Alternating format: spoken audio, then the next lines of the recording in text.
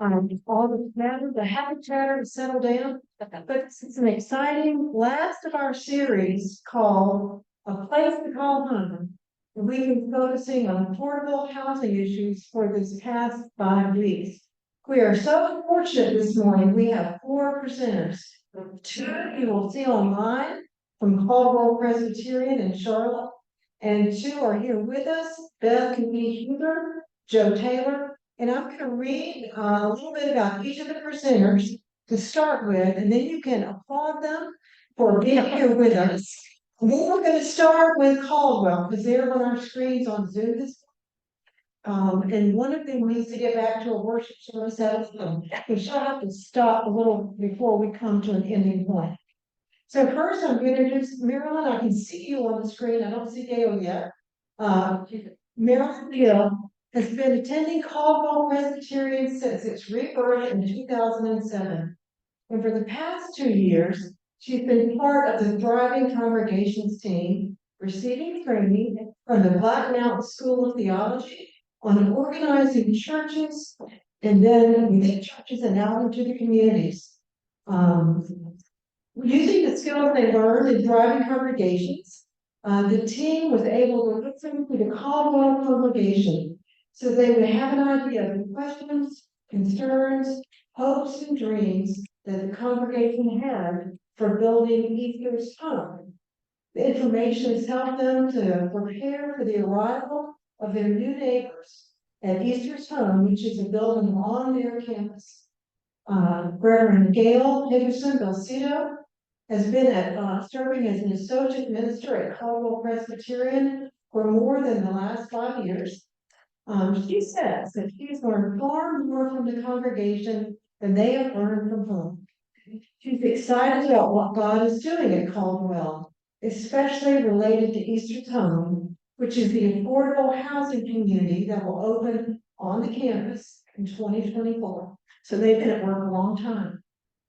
Joe Taylor, directly in front of me, is a managing partner of Center Lane Capital, a real estate private equity investment firm.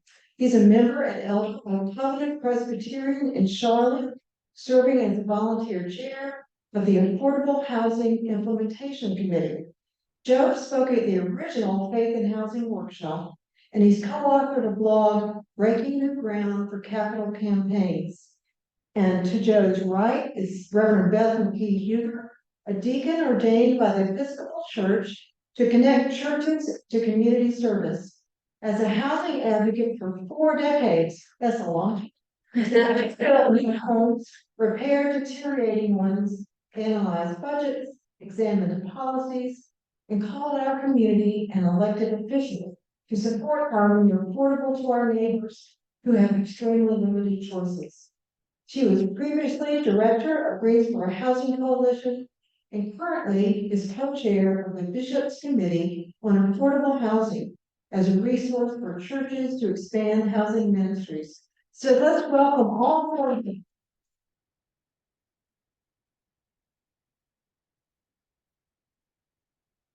So Reverend and Merrilyn and Reverend Belsito, we're going to start with you.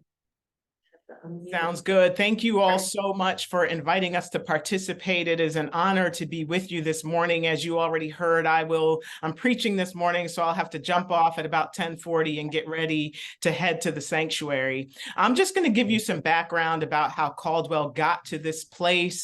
I was not present. As she said, I've only been at Caldwell just over almost 5.5 years now, and this dream of serving God's people was placed in the hearts of Caldwell many years ago, back in the day when Presbyterian churches were still really big and influential parts of the community. Caldwell had about 1,500 members. We are at about 300 members now, but one of the buildings on our campus was used almost exclusively at that point for Sunday school classes. But as the church began to shrink in number and people moved from the center area of the city out toward the suburbs, that building, which is known as the Price Building, was used for many different different things. It was used for a 24/7 prayer room. It was a place where a local dance group practiced. It was a Muslim school for a while. It housed Charlotte's bilingual preschool. And then in 2009, Caldwell was approached by the Salvation Army to host a women's shelter that was meant to be a satellite shelter here on our campus for about 3 months.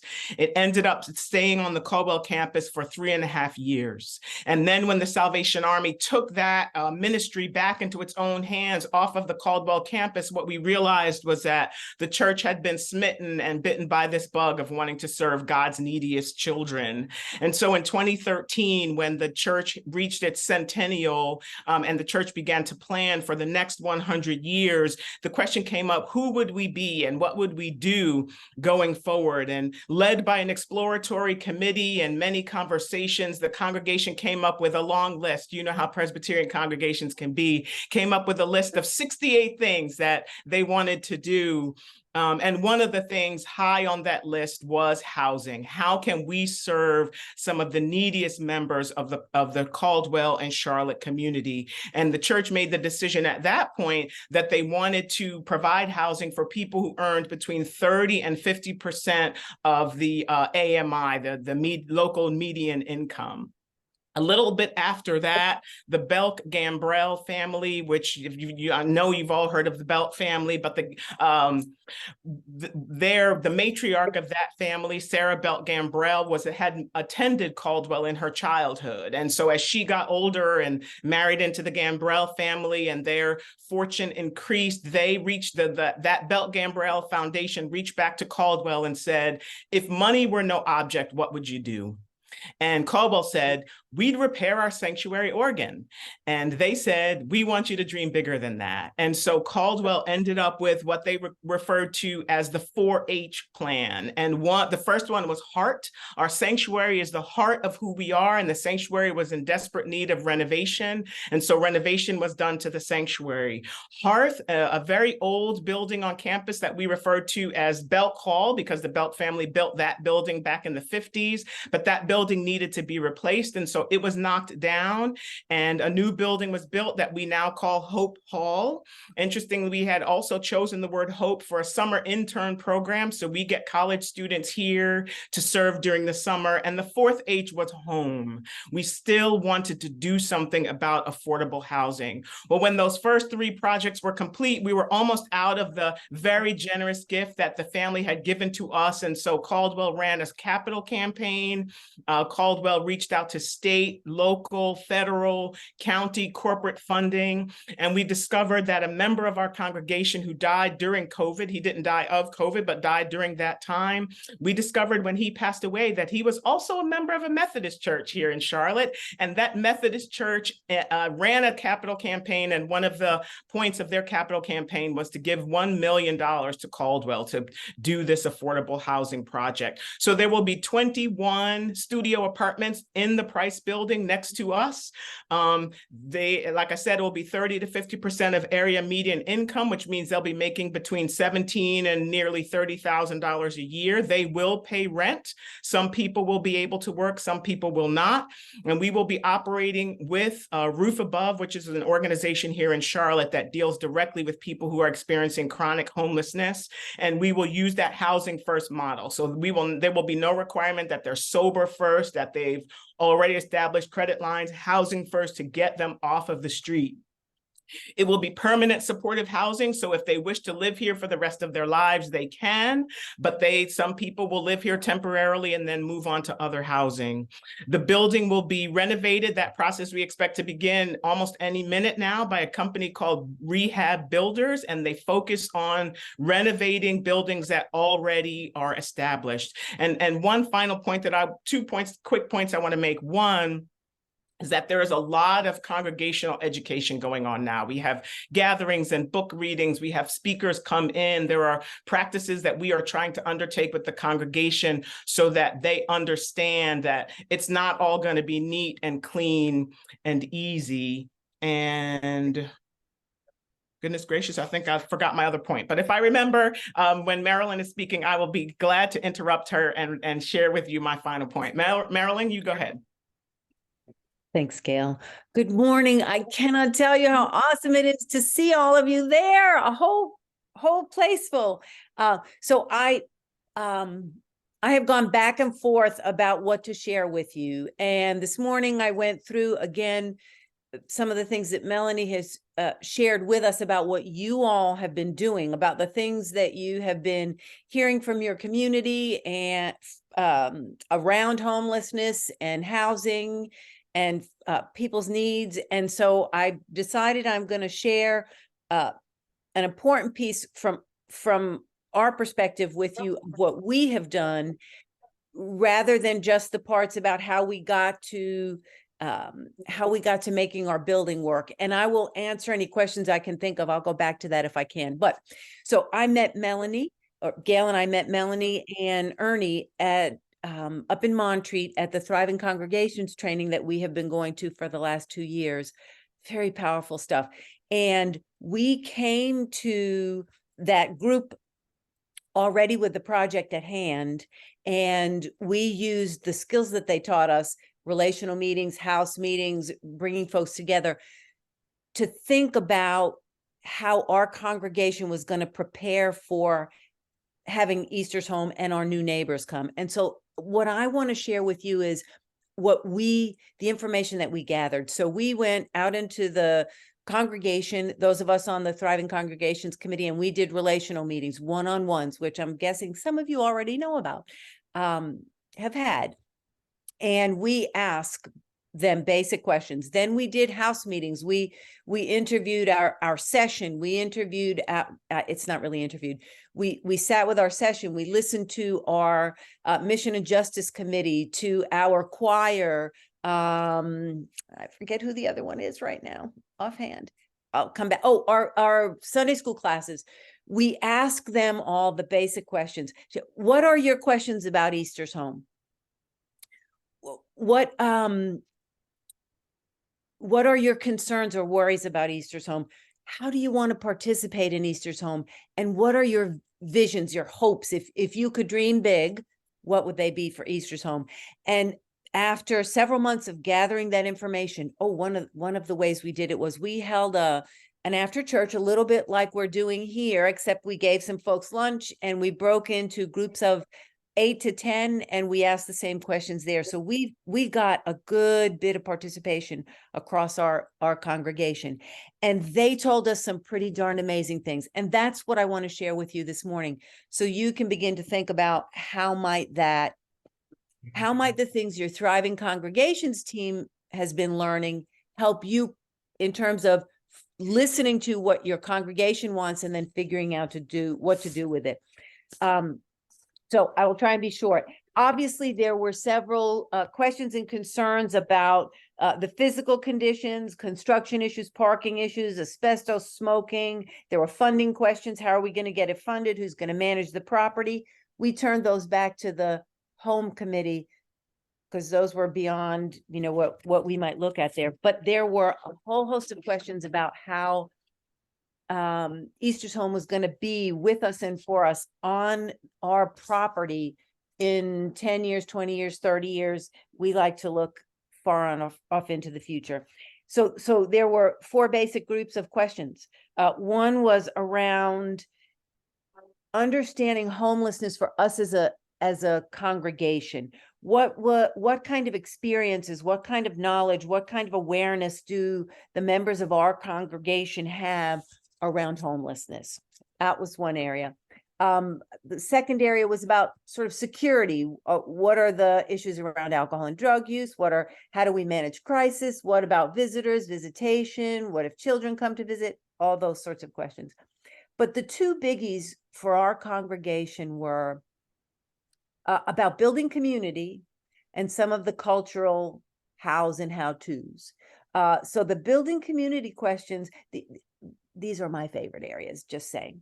The building community questions were, and again, this is about our community on our campus. So if you are not doing housing right on your particular campus, it may still be how you reach out on into the community. And I will try and be fast.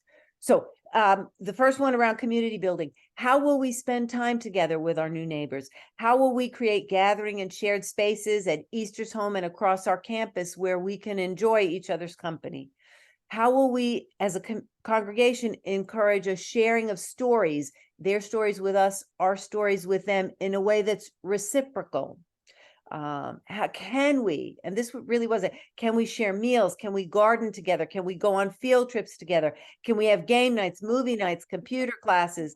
Can we create a welcome wagon? And then what I think of as perhaps the bigger, the questions that have to do with,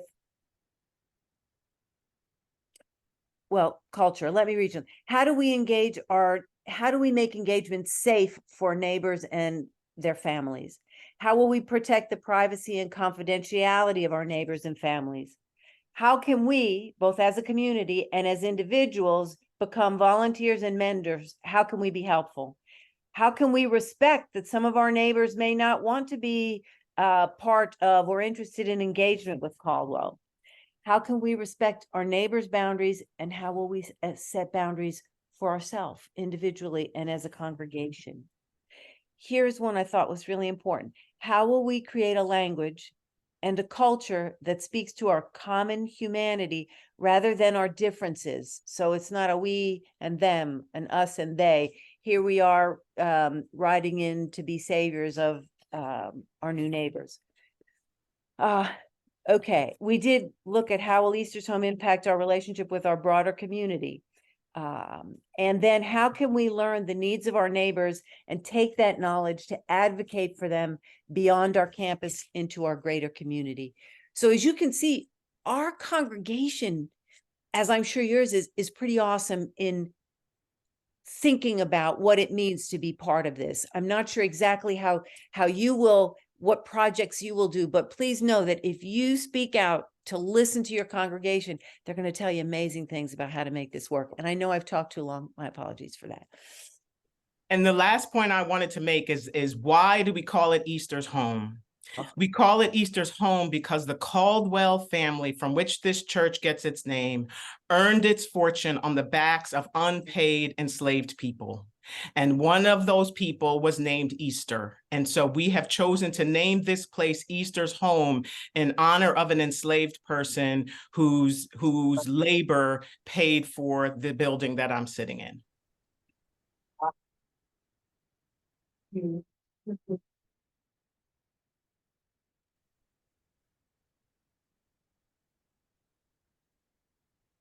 Did you want to do questions? We're gonna do that at the beginning. We'll do that. Okay. Okay. Let me find your presentation.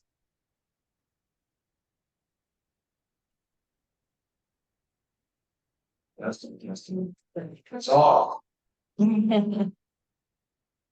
I've lost your presentation.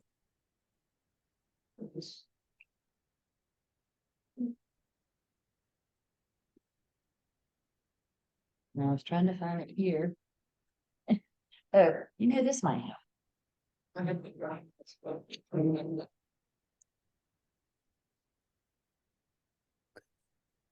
don't, it's not showing. Any thoughts, anybody? There. Yeah. There you go. Good morning. That's a tough act to follow. Caldwell, way to go. This is from Charlotte. My name is Joe Taylor. I live in Charlotte now, but I grew up in Greensboro. Graduated from Page High School. I had many friends, past and current, who are members of this church, including Bob Henderson, your former pastor.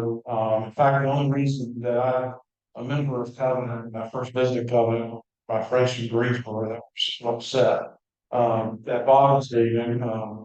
They love you, Ernie, but they called me and said, you have to go hear Bob Henderson, and I did, and I ended up joining the church. And in fact, Bob married my wife and me. I was rehearsing this last night with my mother, who's a school teacher, and I said, Bob married me and my wife, didn't know that it's my wife and me. And Bob also did another wedding, so lots of connections with Westminster. This is a very special place, and it's just an honor to be here. So Covenant's journey in affordable housing, we had always supported various organizations that supported affordable housing in one way or the other, but we really kicked it off in a big way in 2014.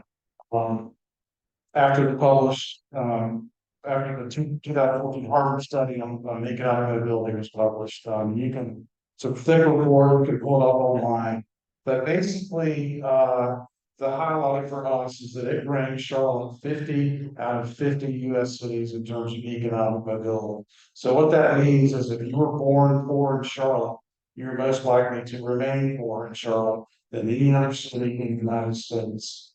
I can say I was surprised by this news, just with all the migration to Charlotte. I'm in the commercial real estate industry. I see rents rising every single day. But it was certainly a disappointment and really embarrassed about the city where I was. And so Charlotte quickly rallied, as a city, rallied around us, formed a opportunity task force, which was funded by the local community foundation. And they called for many recommendations, but the most intentional recommendations are really twofold. There needs to be a very intentional focus on affordable housing and early childhood education. Those were the two main factors that will drive economic mobility. And so Covenant quickly responded and said, we have to do something. We can no longer just be a passive participant in this movement. We need to do something. We had a very prominent member of our congregation step up and just say, frankly, everybody, don't talk. We've been talking for years. We got to do something, and we got to do something now. And we not only want to make an impact, want to make it bold. And our church is the means to do it. So, what are we waiting for? And so that kicked off really what you all are doing now, very months, many months of discernment and trying to figure out where are we going to plug in? What is this going to look like? And at the end of that process, we decided that we were going to address both of the recommendations of the Opportunity Task Force. And like all good Presbyterians, what do? We started a dialogue. And we decided to raise $2 million to build an early childhood development center on our campus, built a new wing for church. And it houses, it's open now, houses 90 children, 25% of those children are in need and have scholarships. That was a requirement that our congregation wanted. And as part of the $2 million, it's a $1 million down so that this mission will survive and work to it. So that's the first meeting we did. I'm going to focus the second slide. We wanted to build $2 million to build affordable. And we struggle with the mechanics of what that's going to look like. Are we going to build it ourselves? Are we going to go with an expert? Are we going to lend the money? Are we going to donate the money? And at the end of the day, after much deliberation, we chose to partner with a local expert. They can do it a lot more efficient than we can. And we decided to build a brand new community, 185 units, 3 miles from our campus, called the Mezzanine. And here's the groundbreaking. You can see Bob. It's a really proud day for our church. But we interviewed a lot of different developers. Beth, you and I talked about that earlier. A lot of great developments, a lot of great projects we could participate in. We chose this one because it supported our guiding principles, which we came up with during our discernment process. And those were, we wanted to support a bold vision. We wanted to prioritize a sustainable neighborhood, so it had to be near schools, healthcare, public transportation, near our church. We wanted to make an impact on an optimal number of people for a very long time, generationally. We wanted to prioritize households with children, And finally, we wanted to support community engagement between our congregation and the residents of the Belsito. And this is the best. This delivered a year and a half ago. And we chose to make a $2 million low interest rate loan. For many reasons, but number one, it was simple. It's easy to replicate by other churches and houses of faith, and that was important to us. If we wanted to, anyone that wanted to hear our story, we could help someone else do something similar. To share that, and there's so many different ways that you can step on the balloon to make this work. But the low interest rate loan, at the end of the 15-year loan period, we get that money back, and then hopefully we can do this all over again. And hopefully not wait 15 years to do it all over again.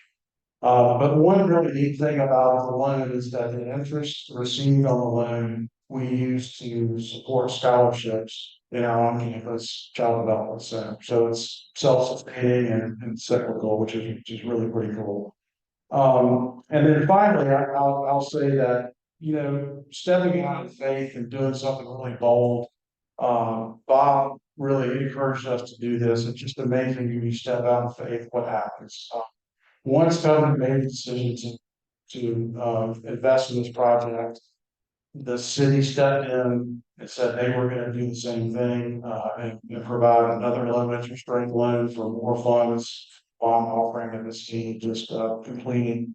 And then the landowner who was going to lease the property says he tore up the lease and said he was going to donate. And so you have, which we didn't expect. So we have all this subsidy coming in. And most developers, you'll probably, when you read about developments, they reserve some units for affordable housing. It's typically not much. It's typically 80%, because 60 to 80% AMI. But because of all this subsidy, 70% of this property, so 130 out of the 185 units are reserved for those making below AMI, including all the way down to similar to Caldwell 30 in the 30 to 50% range, which is huge. That's where the greatest need is.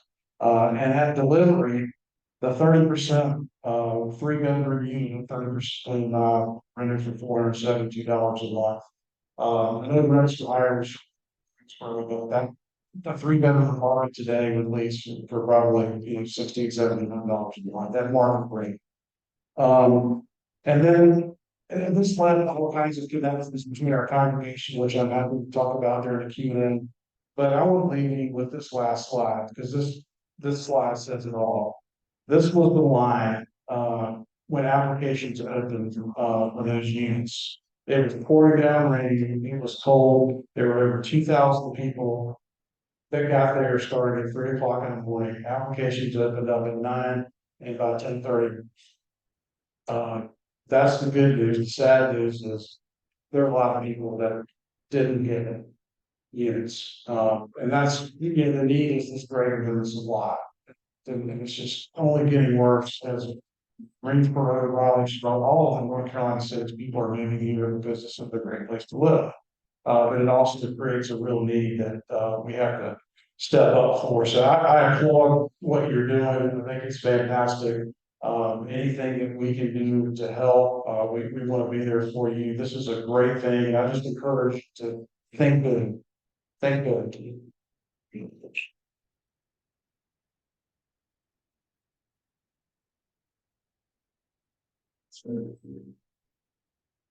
Michelle. You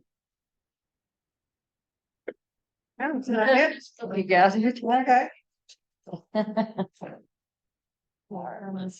Yeah.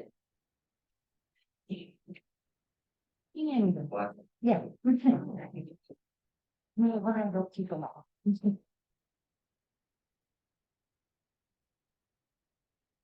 All right, now the PC doesn't want to behave. Gonna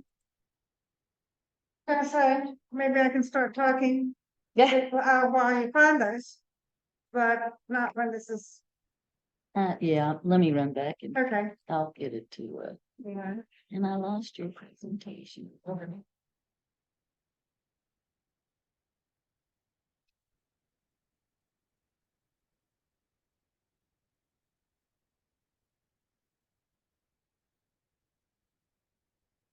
And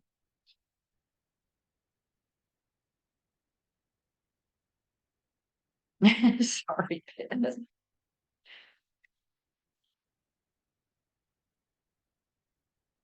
I can't get this little mouse. There you go. No.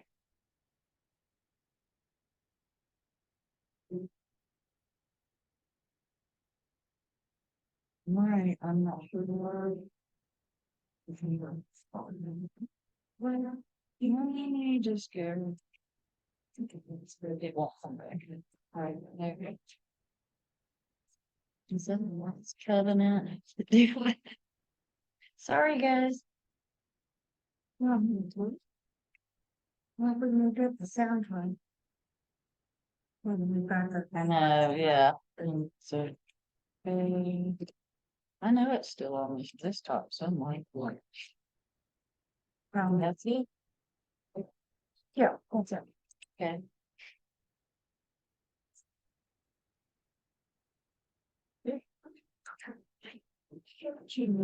Flash.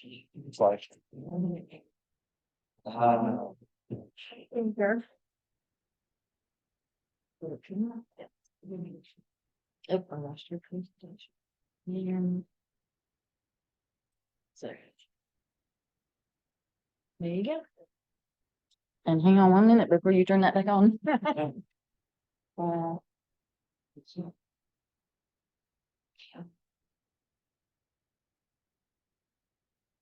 Okay.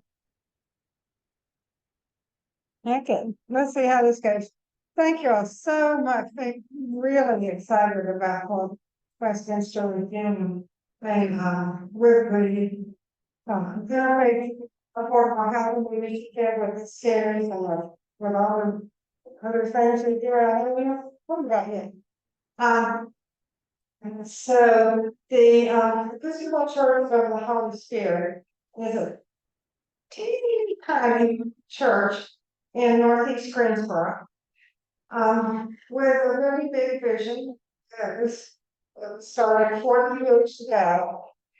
With an intentionally multicultural, multiracial congregation. And right now, the folks are from the white folks are African Americans and Cubans, Mexicans, Chinese, Jamaican, Ghana, sure you all. But with big hearts, little tiny money, little tiny congregation, and in this 40-year commitment to serving the community. So, so they bought a house to worship in that is on 11 acres of land. There we go. So that's what the house looks like now. And it's oh, okay. It shows that that's not yours. You got it, Joe. I'm sharing. So, the main thing with commitment to be able to work on it, other than the commitment to this environment and these 11 acres loosely wooded, covered with streams running across them. And always a commitment to serving the needs of the neighborhood. So a couple of years ago, noticing a lot of door knocking and talking to neighbors about what's important to them, health and food. Let's see, the church started his congregation years. So anybody who wants to come here, and weekly community meals, and during COVID, donating a lot of food to people, and and then, pick up Gail on the community meals after the end, like to do so again. And, super welcome and really, and lots of the people who come, have very few resources. Every time over the 40 years, anybody said, everyone got coming and said, I'm sorry you can. The shape of the land is such that it would be impossible to, just about impossible to develop. Get one. Yeah. God works in mysterious ways. And almost 4 years ago now, we noticed these onion signs next door and found out that an affordable developer had bought the provider makers who does like the church land straight back into the woods. And so we were lucky to find out how the middle construction is to only serve the people with a very close incomes, but to partnering and to preserving nature and all of the values that were so to it. Also important to Church of the Holy Spirit. So, so when I with the priest there and I met Fred Wells and his sidekick Bobby. We said, any chance that the church could get access to the middle part of our building through the apartment you're planning to build?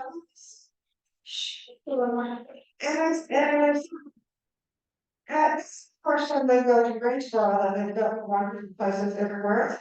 So they said, a local apartment. And we said, sure. So the church built our partners. The 84 units that they're going to be towards Caldwell Street, they love the spring. And we're about to start to do that. The zoning and that construction has started. Some of you will came to the groundbreaking in June and the bulldozer example. Are in the procurement site for those 84 units. And we're now ready to do the zoning application to rezone the bottom part for building additional affordable housing closing. And so between the lines or strings, between the two strings, there's about 61 units.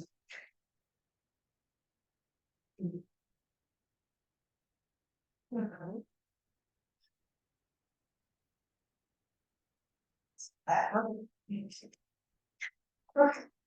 No, actually. But I just tell them took the office like for the other purposes, the one that in restriction now. Then 1, 2, and 3 bedrooms for 40 to 60% every median income, which is about $15,500 to $31,000. And anticipate completion the end of 2024, beginning of 2025. Really good thing about Mills Construction is that they hold their properties and manage them for rather than selling them off for looking who was managing them or not. The church, with all of its work to welcome people and feed them and have everybody get to know each other and all of that, we'll be welcoming these new neighbors. And then we'll be hopefully building the next set of apartments. right there on the lane. The, oh, that very back section, to the right of the stream, that beyond the second stream, will be preserved for nature. And because it's very important to the neighbors who love to see the deer and who don't want the trees cut down, so you know, a few trees to be able to be. But keep as good as possible. And so it's nature around and that's a wetland, so that's going to be very carefully preserved too. So, so we're really excited about this. We didn't have to interview a lot of developers because we couldn't. I mean, the online was the one who could give us access. But it took, you know, God takes care of us and you're gonna part. I'd like to say a little bit more about signing. Yeah. As you all see with the signs on your street out here, the very idea of building housing usually triggers a lot of negative stereotypes. And so we're gonna have a big meeting. We've had several with neighbors. We're gonna have another one this week for the neighbors to get to meet Bobby and Fred from Mills Construction directly rather than us just telling them who these folks are. But it's so important that neighborhood engagement.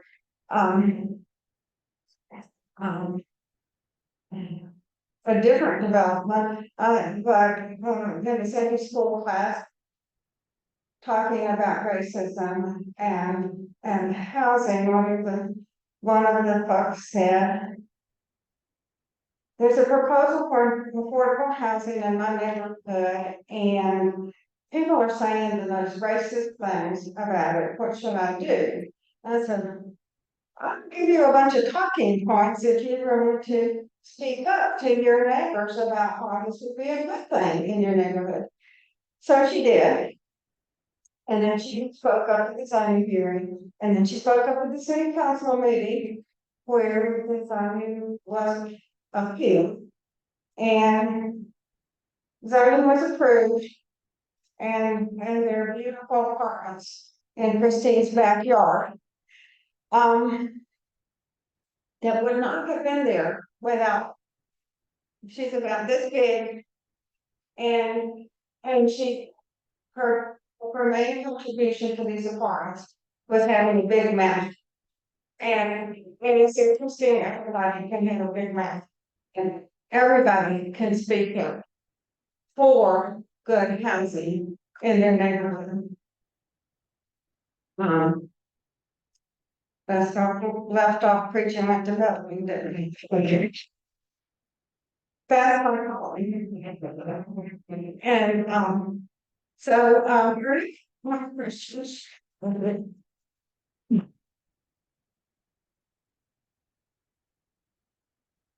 Yeah, we want to thank Ben and Joe and I see Gail may have done worship and Merrilyn as well. I think it's really helpful for us to see churches that are further down the road than we are, what they're doing. We do want to take a few minutes for questions. I want to say just a word about what's next for us as the congregation. I've got worship in 9 minutes, so we don't have a lot of time for questions or for me to say a word. But let's take a couple of questions first. Then I might say a word, and then you get a little bit more time to. And it's so far been worship for any other questions. So, any questions that you hear about any one of these projects? They all have different projects. So I think it's a good spectrum, the type of things that churches can do. Questions you all have? The project I need to know, those are being sold, is that correct? Probably talking against being sold or being rented. Well, that's the income level of the tenants, and they'll be rented. The financing is coming from from the, federal tax credit program. From what we've heard, it's really, I mean, homeownership is wonderful, and so Habitat's able to do that. Rental property is also an important part of the solution. It's kind of all of the above, so you need kind of all those things in the solution. A good question. Other questions or things you? Joe, you talked about the loan. Is that the construction loan that the $2 million or? No, it's just so the construction loan is part of the capital stack, but there also has to be equity, and we could have contributed equity, but we chose to make it a loan. So but it kind of goes in the equity stack. I've got a slide on the capital stack. These are very complicated structures, but it is indeed a loan. It's I think our interest rate is 2%, 15-year loan. One of the themes I think you'll hear is partnerships, that you really can't do anything by yourself. Some of those kind of financial packages to put this together is one of the important pieces, where churches can often do one layer, and then that kind of can encourage some other layers coming in. And again, it's kind of all the above. So you got federal money, you got private money, you got church money. Yeah, all that. That's why I think, the affordable housing developers that do this solely, they know how all that works. They can tap into the government funding and the private funding as well. It takes everyone. Other question? Yes, Merrilyn, you said that you all had a lot of conversation about how you're gonna develop your relationships with the folks who are gonna be your neighbors at Easter's Home. Right. So do you envision this as an ongoing, community building, not only with Easter's Home, but now it's changing how you relate to where you live in Charlotte? How are your congregation doing that? So I really appreciate that question, because I didn't give you a key piece at the end there. After we gathered all the information from our folks about what they had interest in, questions about, we presented it back to the congregation, and then we shared that information with a woman named Lori Thomas. She is the executive director at the UNC Charlotte Urban Institute.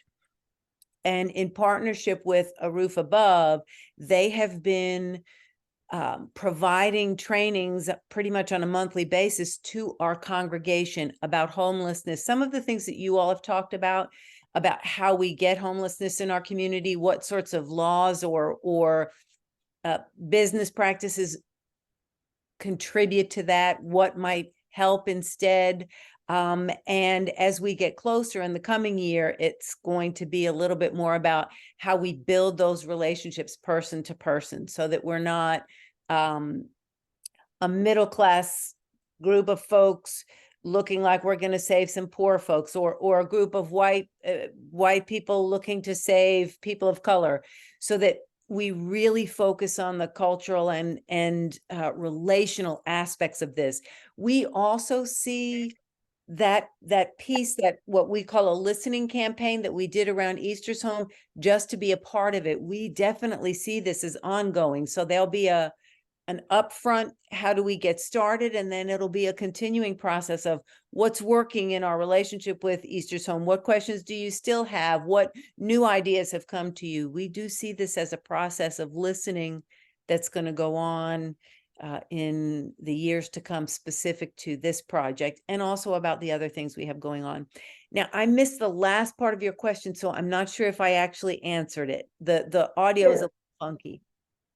Yeah, thank you. Let me have a joke and say a quick word about what's next, and then stay a minute longer if you want to. I know some may need to leave to get kids. We are still responding to that. Big areas, so building new housing is certainly a big piece of this. Protecting current affordable housing is another big piece of this. Helping families who've got obstacles get into housing is another big piece of this. We're looking for immediate projects, so like building housing. Habitat is a long-time partner. We're increasing involvement there. Protecting affordable housing, community housing solutions is doing that. So we got a project coming up on the 18th on that. We're looking for ways, kind of child programs. Our families just have an opportunity to help with that. I think we are kind of still, as we gather all this, looking for that big project or that big vision. I think it would look building, construction, new affordable housing, that's mostly about finding property and finding partners. We've got congregational asset, inventory asset, just to help congregations see what you got. We've realized that involves more talking to individuals, so we're converting that at Help St. James into a congregation survey that will go out soon, just to begin to ask folks who may have property, folks who may have connections with another church. There's some Presbyterian churches that may be willing to make their property available. So that's the kind of stage we're at. But at this point, you're interested in learning with us and then begin to help us think, what are the connections we've got? I think that's the other resource we're really aware of, is that by the time we put a church like ours together with some of the other churches in the interfaith, there are just a lot of connections, and those are often what really makes things happen. So early in the process, but it's great to hear kind of where this can lead. So thank you again for being a part of the series. And our presenters as well. And if you have any future questions, you may want to come up and speak also. So, but thank you. With the church. Thanks for having us. So if you do have a question, it's Merrilyn. I'm good. I'm here. Please thank Gail for us. Yeah, please let me know things. Bye.